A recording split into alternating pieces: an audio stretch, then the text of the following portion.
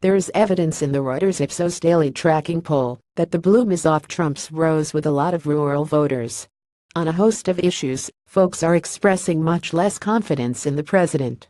In some areas, like his handling of healthcare, the environment, and corruption, he's actually in negative territory now among voters in small towns and rural communities. On some subjects where he is still getting modestly positive numbers, the fall from the winter and spring has nonetheless been precipitous. For example, his net approval is down 17 points on immigration, 16 points on his dealings with Congress, 13 points on uniting the country, and 12 points on employment and jobs. He's seen a 10% drop on his handling of the economy and foreign policy. He's seen the least slip page on international trade, but he's still lost a net of 8 points on that issue.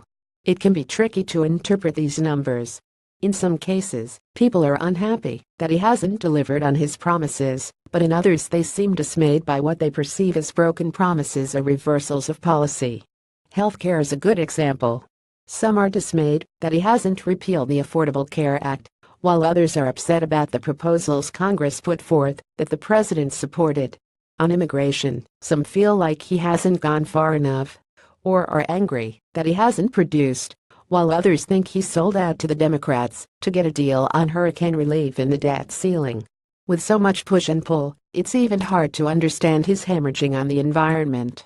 Is he upsetting rural voters with his extremism, or is he annoying them with his inability to recreate lost energy jobs? As with most of the other issues on the list, the truth is probably that Trump is losing support in both directions.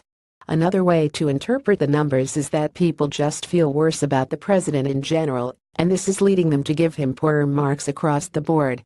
In other words, it would be a mistake to put too much emphasis on any single issue, and it's probably better to just take away a more general sense of unhappiness. The president and his team are most likely struggling to interpret these numbers too. You can use them to argue in a variety of directions. You can say that failure to deliver on healthcare, immigration and taxes is killing him, or you can say that he's losing support because he's broken promises on protecting entitlements and people's access to healthcare. You can say that people are angry that he hasn't built his wall on the Mexican border, or you can argue that his inability to work with Congress or unite the country is turning people off. The only thing that's really clear is that all his numbers are down substantially in his areas of electoral strength. The 4 areas where he still has fairly strong net approval are on the economy and job and trade, and on his dealing with ISIS. This suggests that the biggest risk to the president is a downturn in the economy. And that's why the September jobs report has to be a concern for the White House. It was the first monthly job decline in 7 years, and if it is more than a blip caused by the hurricanes, the president could see a lot more slip page in support among his base.